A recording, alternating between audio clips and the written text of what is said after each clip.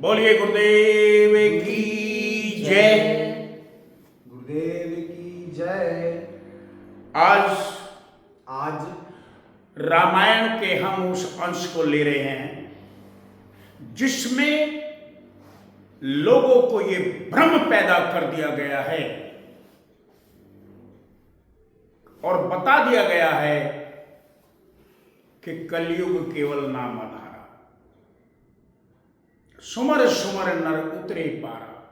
क्योंकि ये चौपाई रामायण में गोस्वामी तुलसीदास जी द्वारा रचित रामायण में कहीं नहीं लिखी हुई है और मैं ये वीडियो इसलिए इस पर बना रहा हूं ताकि मेरी इस आवाज को पूरी दुनिया देखे और उनको समझ आए कि हमें क्या करना था और हम क्या कर रहे हैं। गोस्वामी तुलसीदास जी ने बाल कांड के अंदर ये चौपाई लिखी है। क्या लिखा है? चहु जुग चहु श्रुति नाम उपाय, चारों युगों में चारों वेदों में केवल नाम ही सहारा है। कली विशेषी नहीं आने उपाय, मात्र कलयुग में नहीं है बल्कि चारों युगों में है। हमने इस वाक्य को अच्छे से ना समझ के, क्यों? क्योंकि हमने केवल पढ़ा है, बौद्धिक लेवल पर विचार किया है। हम सेल्फ नॉलेज हमें नहीं हुई है, आत्मज्ञान हमें नहीं हुआ है। अगर आत्मज्ञान हमें होता तो हम गोस्वामी तुलसीदास जी ने जो बात लिखी है उसे जू का त्यों बयान करते। जैसे हमारी साइंस का एक सिद्धांत है, एक फार्मूला है। आज से 1 अरब साल के पहले भी पानी बनता था तो H2O का फार्मूला काम करता था। हाइड्रोजन H2O, हाइड्रोजन 2 हिस्से और ऑक्सीजन 1 हिस्सा। उन दोनों को जब हम मिलाते थे गैसों को तो पानी बनता था। आज भी हम लेबोरेटरी में जाए, वही फार्मूले को हम मिलाए तो पानी बनेगा। 1 अरब साल के बाद भी हम मिलाएंगे तो भी पानी बनेगा। यूनिवर्सल ट्रुथ वो है, शाश्वत सत्य वो है जो कभी बदलता नहीं। अगर कलयुग में ही केवल नाम का आधार है और सतयुग त्रेता द्वापर में नहीं था तो सच बदल गया, और जो बदल गया वो सच नहीं है। बदल गया वो सत्य था। जो बदल जाए वो सच नहीं है, जो रूपांतरित हो जाए वो सच नहीं है, जो फना हो जाए वो सच नहीं है, जो जर्रे जर्रे में रमा हुआ है, जो एक देशीय है वो सत्य नहीं है। सत्य सर्वदेशीय है, जर्रे जर्रे में है। तो हमें इस भ्रम में नहीं रहना चाहिए कि नाम केवल कलयुग में ही है। कबीर साहिब ने अपनी वाणी में इस तरह लिखा है कि नाम जाति युग आदि का। जब ये युग नहीं थे, जब कोई जाति नहीं थी, ये उसके भी पहले था, उससे भी पहले था। नाम जाति युग आदि का, अब का हुआ नहीं, अब का नहीं है। और 5 मंजिल पर बसूं, 5 मंजिलों पर मैं मौजूद हूं, लेकिन हर मंजिल से पाए। जैसे सीढ़ी है, हमने ऊपर चढ़ना है, सीढ़ी के 5 डंडे हैं, हम छत पर पहुंच जाएंगे। जब हम पहले डंडे पर पैर रखेंगे और पहले से जब दूसरे पर रखते हैं तो पहले को छोड़ देना पड़ता है। दूसरे से जब तीसरे पे जाएंगे तो दूसरे को छोड़ देना पड़ता है। चौथे पे जाएंगे तो तीसरे को छोड़ना है और 5वें पे जाएंगे तो चौथे को छोड़ना है।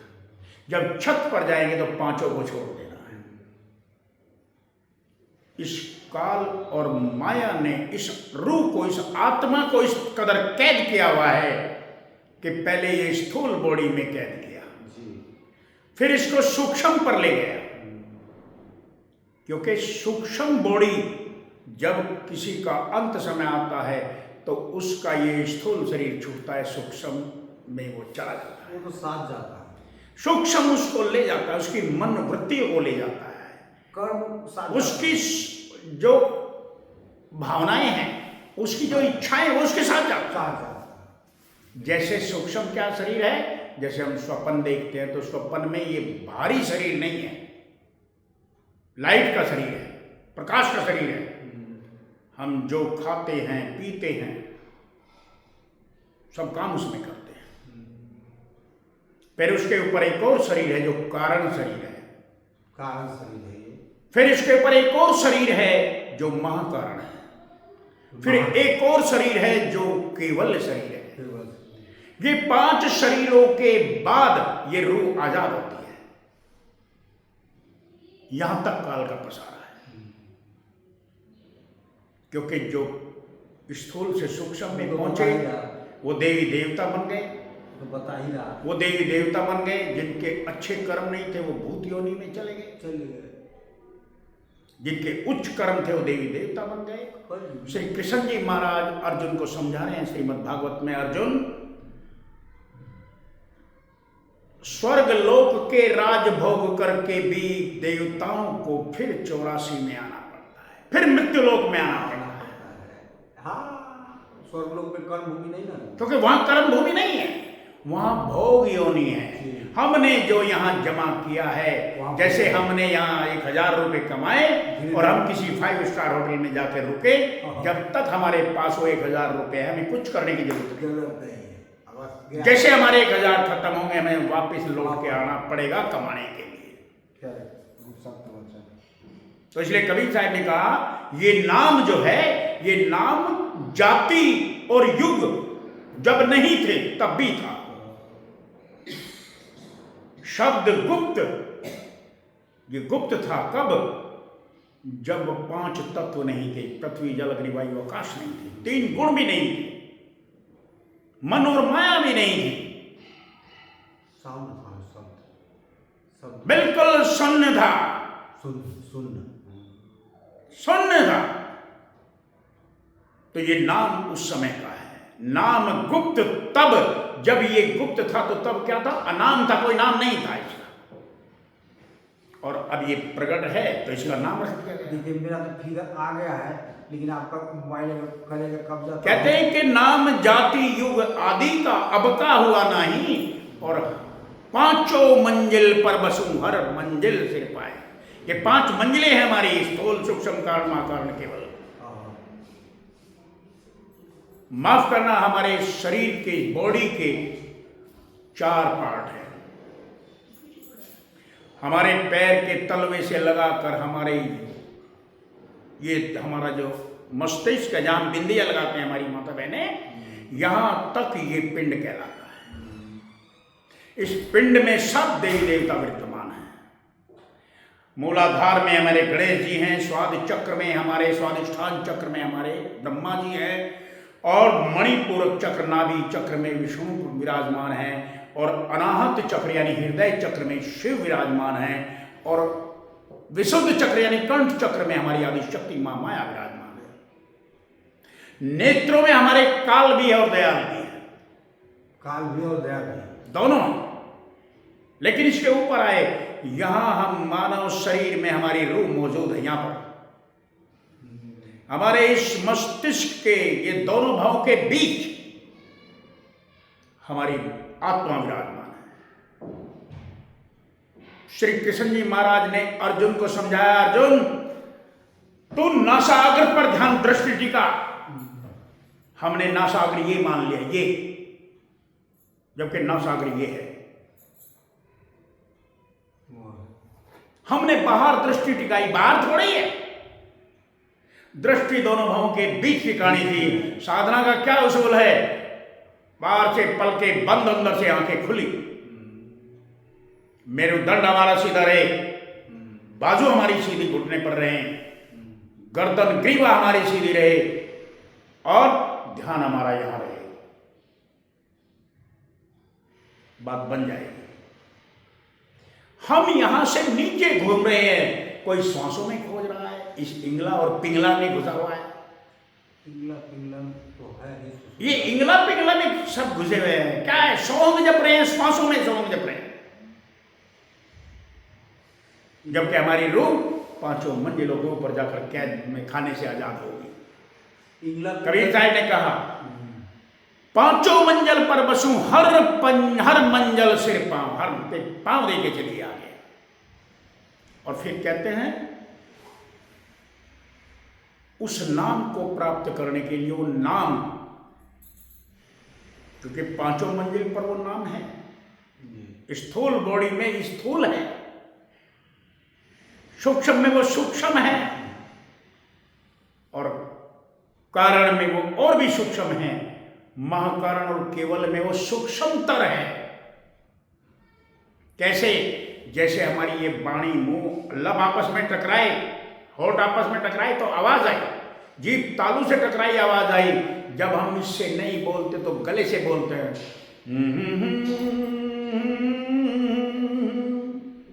जब हम इससे भी नहीं बोलते तो श्वासों की आवाज, साउंड निकालते हैं।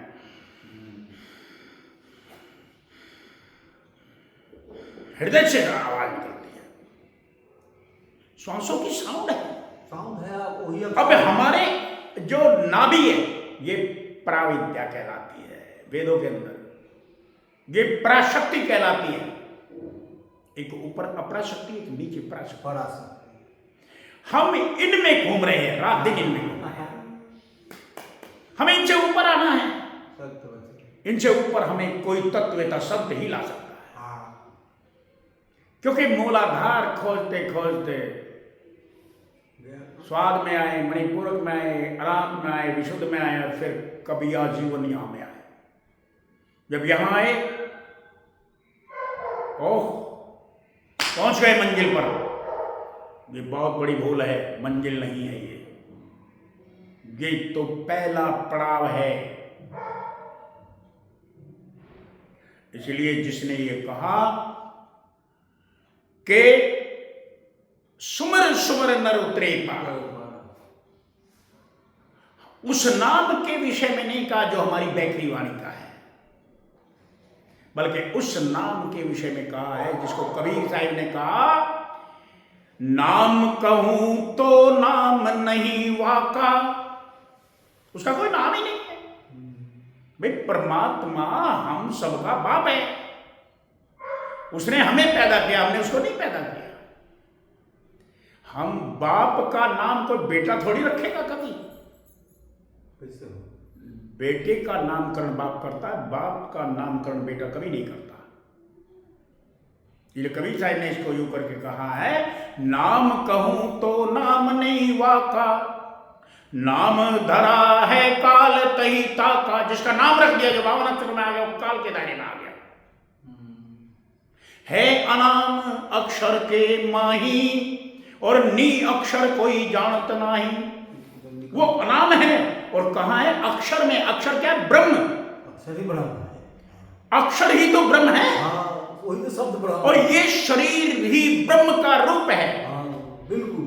जो इसमें खोजते हैं वो माया में जा रहे हैं। सत्वचर आनंद आ गया, माया में जा रहे हैं।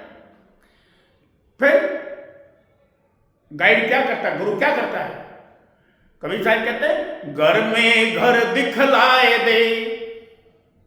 जो इस स्थूल घर के अंदर एक और घर है, फिर एक और है, फिर एक और है, फिर एक और है, 5 घरों को जो पार करा दे।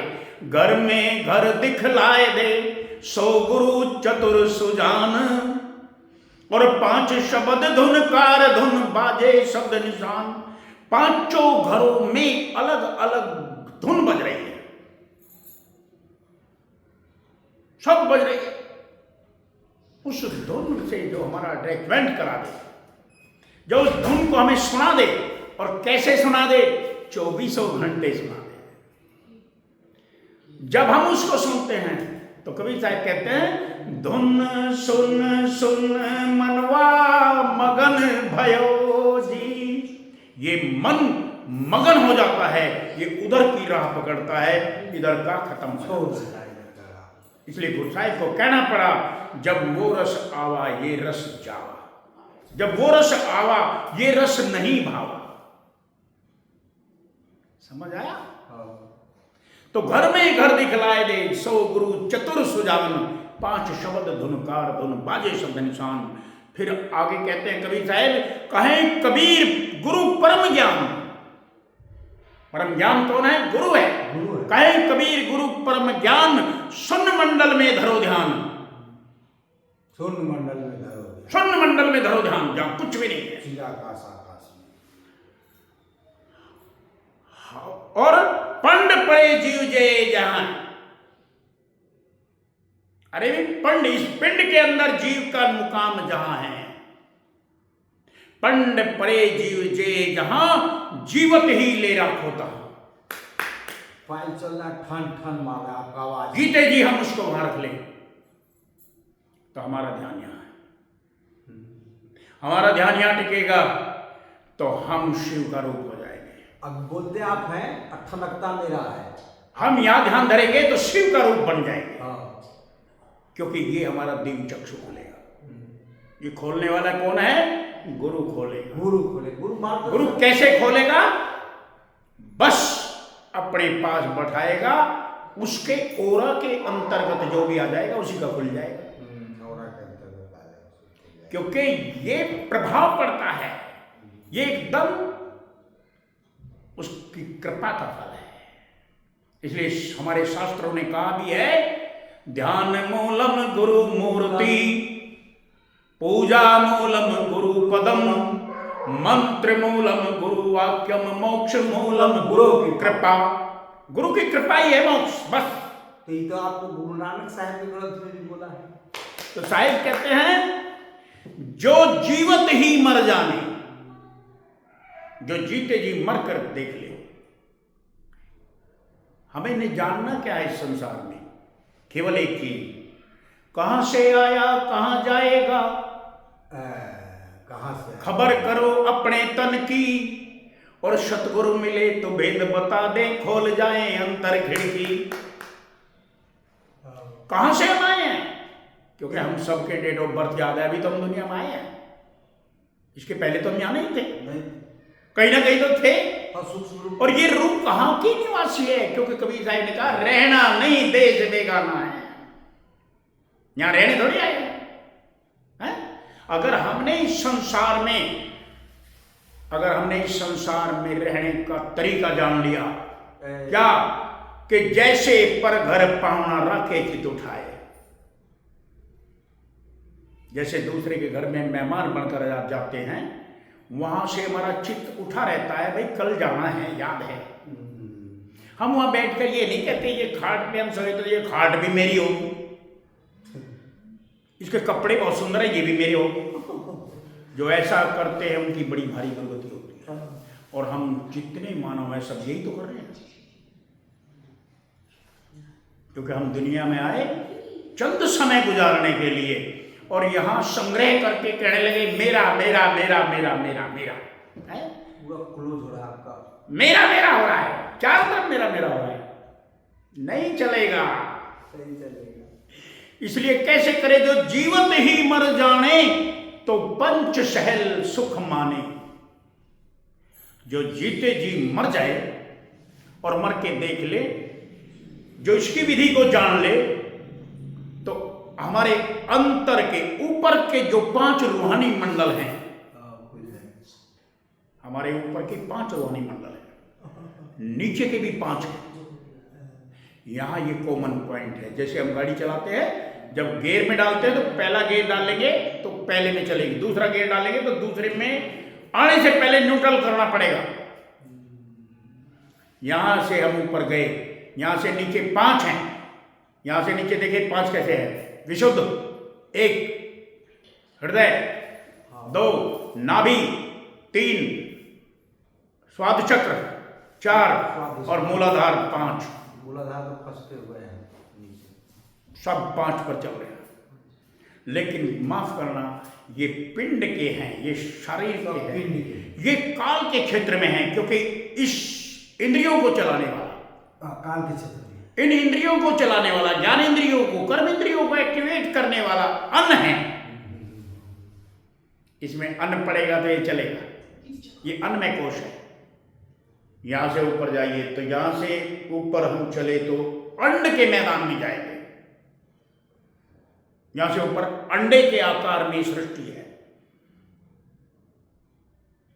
उसमें सारा ब्रह्म का भेद छिपा है। नीचे साकार है, ऊपर निराकार है। यही लोग बोलता है ये निराकार कहां तक है? त्रिकुटी तक है।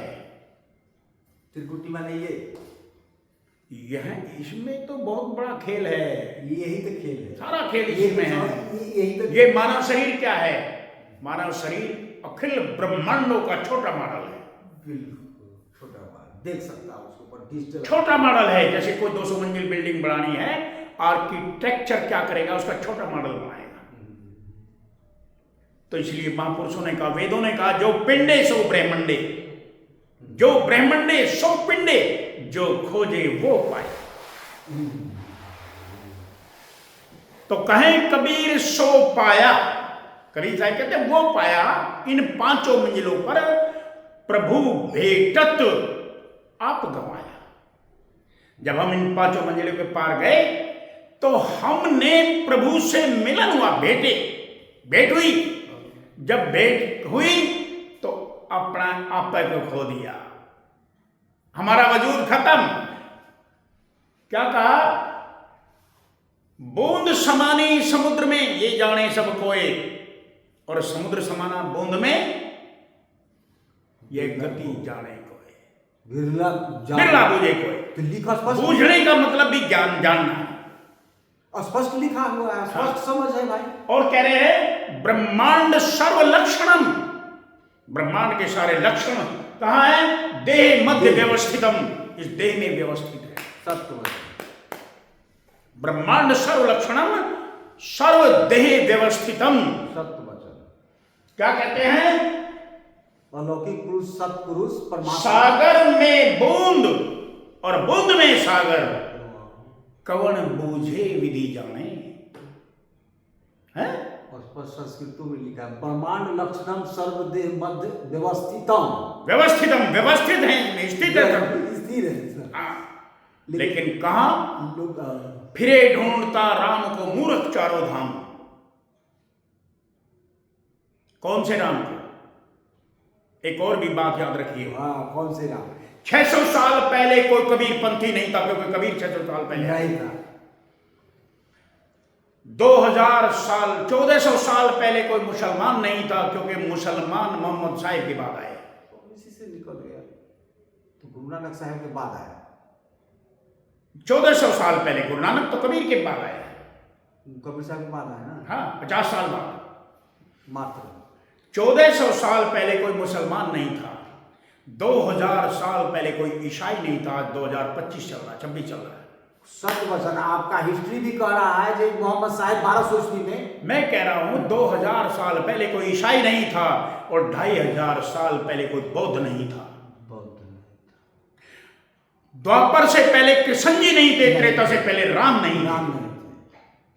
सतयुग में भी पूरी तरह करप्शन था। राजा हरिश्चंद्र को सच बोलने पर बिकड़ा पड़ा। जब उस समय सतयुग में ये कोई भी महापुरुष नहीं थे, तब किसको भजते थे लोग? कौन था उद्धारक जीवों का? जानिए उस आदि को। आप सकते ऐसे युग अनंत चले गए, अनंत चले गए, अनंत काउंटलेस चले गए, जिनकी गिनती नहीं हो। क्योंकि हम केवल 4 युगों की हिस्ट्री जानते हैं, सत्ययुग, त्रेता, द्वापर, कलयुग, बस। लेकिन अगर हम कैलकुलेशन करें 4,32,000 साल का कलयुग है। है ना। अभी 8,64,000 साल का द्वापर था, 17 लाख साल का त्रेता था और 34 लाख साल का सतयुग। अब हम इनको जोड़ें तो 34 और 17 51 और 12 8, क्योंकि 8,64,000 था ना, 51 और 8 59 और 4 63 और एक और जोड़ दो 64 लाख साल कुल हुए हैं।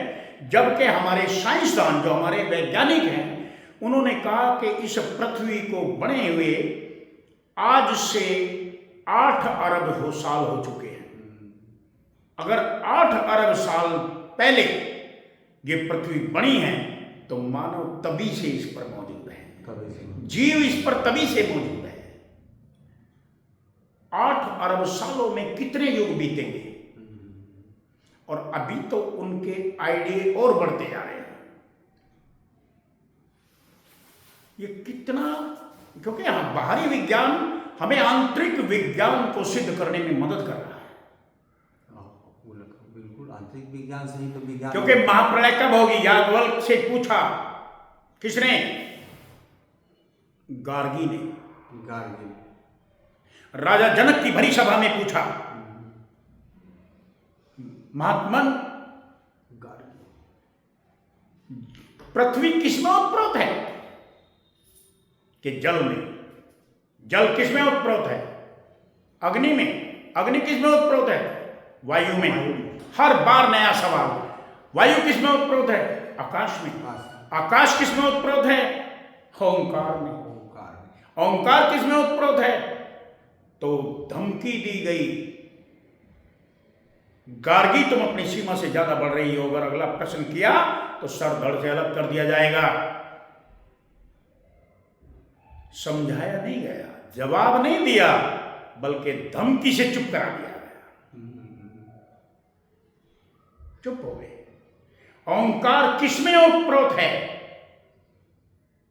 संतों ने खोज की, ररंकार में उत्प्रोत है। ररंकार किसमें उत्प्रोत है? वो सोहंग में उत्प्रोत है। ये पिंड का सोहंग नहीं, ब्रह्मांड का सोहंग। पिंड का सोहंग हमारी सांसों में है, और ऊपर जो है ब्रह्मांड में, पार ब्रह्म में, भंवर गुफा में सोहंग है। फिर उसके बाद सचखंड की सीमा आती है। तो ये हमारा यहां से नीचे पिंड, यहां से ऊपर और त्रिकुटी के ऊपरी सिरे तक, उसमें सहस्रदल कमल भी आ जाता है और त्रिकुटी भी आ जाती है, वो है अंड। सहस्रदल कमल से ऊपर त्रिकुटी और त्रिकुटी के ऊपरी हिस्से से लगा करके भंवर गुफा के अंतिम सिरे तक पार ब्रह्म कहलाता है। जो आप खुद बोले वो सरस्वती माई का ब्रह्मांड कहलाता है। यहाँ से पूरा आपका यहाँ तक पूरा माई भर, और वो ब्रह्मांड फिर उसके बाद सचखंड है। ये हमारा छोटा सैंपल है। हम परमात्मा को सर्च करना चाहें, जिसने भी परमात्मा को खोजा, जिसने पाया, मानव शरीर में पाया।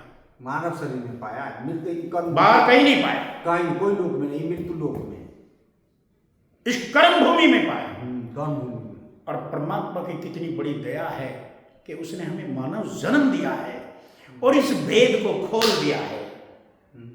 तो प्रफुल्लित क्यों नहीं होंगे? क्यों नहीं होंगे? कोई एक कारण तो होगा। हाँ है? तो क्या कहते हैं कि जो नाम है वो सचखंड में सच्चा नाम है। सच्चा नाम क्या है? जो कभी फना नहीं होगा। ये झूठे नाम है। हमारे वेदों ने, शास्त्रों ने, उपनिषदों ने कहा, हमारे शास्त्रों ने कहा, तमसो मा ज्योतिर्गमय, तमसो मा ज्योतिर्गमय, अंधकार से प्रकाश की ओर चले। अंधकार कहाँ है? बाहर की बात नहीं कर रहे, अंतर की बात कर रहे हैं। आंखें बंद हैं तो अंधकार है। अंतर की बात कर रहे हैं। आंखें बंद करते हैं तो अंधकार है। जो इस अंधकार को हटाकर प्रकाश में बदल दे, वो गुरु है। वो गुरु है। क्या बात है। तमसो मा ज्योतिर्गमय। हमने क्या समझ लिया? कोई धर्म ग्रंथ हमने पढ़ा नहीं, उसको पढ़ लिया तो हम होंगे ज्योति में। क्या अजीब पढ़ा दिया। अरे ज्योति ज्योति है, और पढ़ाई पढ़ाई ये विद्या है, तालीम है, ये शिक्षा है, जो किताबी ज्ञान है, जो हमारे वेद धारण्य उपनिषद में हमें उन ऋषियों ने बताया। क्योंकि शौनक नाम का गृहस्थी भारद्वाज ऋषि के पास जाता है, पूछता है, महात्मन मैं वो जानना चाहता हूं जिसके जानने के बाद कुछ भी जानना शेष न रहे। तो वो कहते हैं, भारद्वाज ऋषि कहते हैं, अरे शौनक, ब्रह्म के जानने वाले कौन? ब्रह्म के जानने वाले, ये मोटरसाइकिल के कारीगर, ये कंप्यूटर के कारीगर नहीं, जो ब्रह्म को जानते हैं वे लोग ये बताते हैं, ब्रह्म ज्ञानी ये बताते हैं। क्या बताते हैं? कि दो तरह की विद्याएं हैं। विद्याएं दो तरह की, एक अपरा विद्या है, एक परा विद्या। परा यानी कि हमारे पास तो तीन गुण के परे की, अष्टोत्तर सतनाम देवी में, सप्तशती में ये जो है ये परा विद्या और अपरा विद्या, ये दुनिया के जितने धर्म ग्रंथ हैं वो सब अपरा विद्या में आते हैं। गोस्वामी तुलसी साहिब हाथरस वालों ने, गोस्वामी तुलसीदास ने नहीं, तुलसी साहिब हाथरस के एक संत हुए हैं, उन्होंने कहा है 4, 18, 9 पढ़े, 6 पढ़ खोया मूल। जिन्होंने 4 वेदों को, 6 शास्त्रों को, 18 पुराणों को, 9 व्याकरण को पढ़ दिया, इसके पढ़ने में उन्होंने अपना मूल धन खो दिया, जो सांसों की पूंजी मिली जो खत्म कर दी। तो 4, 18, 9 पढ़े, 6 पढ़ खोया मूल, सुरत शब्द चीने बिना जो पंछी चंडूल। हमने सुरत शब्द को नहीं जाना, हमने सुरत कहते आत्मा को, शब्द कहते हैं उस परमात्मा की सत्ता को, तो हमने अपना सारा पूंजी लगा दी, खो दी। तो भारद्वाज ऋषि कहते हैं, जो ये पढ़ने में जिसने अपना समय लगाया, उसको इनके पढ़ने के बाद भी प्राविद्या को जानना जरूरी है। लेकिन जिसने प्राविद्या को जाना, वो अप्राविद्या को जाने ना जाने कोई फर्क नहीं पड़ता, उसी को क्षेत्र क्षेत्र गीता में उस प्राविद्या को जानना अनिवार्य है। उस प्राविद्या में हम ये साकार और निराकार के पार चले जाते हैं। वो साकार में है ना निराकार में है। क्योंकि निराकार, जिसका कोई आकार नहीं है, वो क्या है?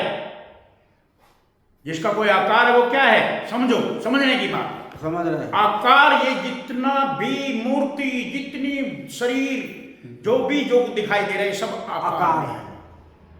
ये सब आकार में है। और निराकार में क्या है? निराकार में मन है, बुद्धि है, चित्त है, अहंकार है। हमारे अंदर अहंकार है कि नहीं?